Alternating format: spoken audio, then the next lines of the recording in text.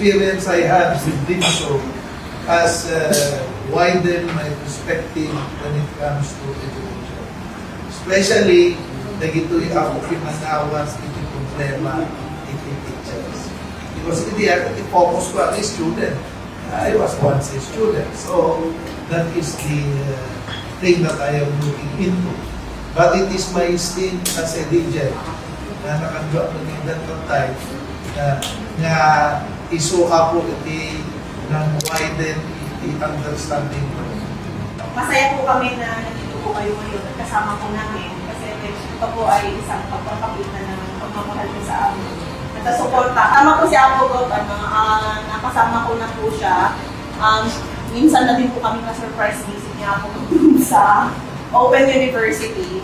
At ang hindi ko malimutan na sinabi niya sa akin. Kasi first time ko po siyang nakita. Amazed siya.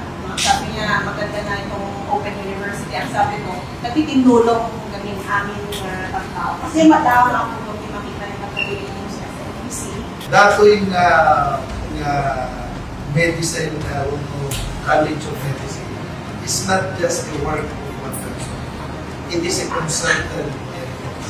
In fact, these are the experiences that I have gone throughout, even through the elections. That ay pinagkaitaysan. That is the reason why i-promote ko kanta na unyon at kaysa.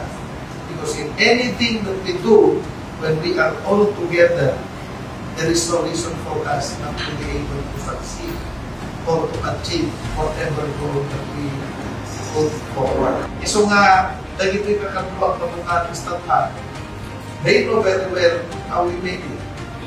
Why the election came out this way. It is because of a concerted effort, several people binding together with one goal to make La Union a better place to live in. And I think that is the goal no apay nga ni battle cry natin ang kaysa. At ay kunakon, awat the failure mo ang may sanay ka.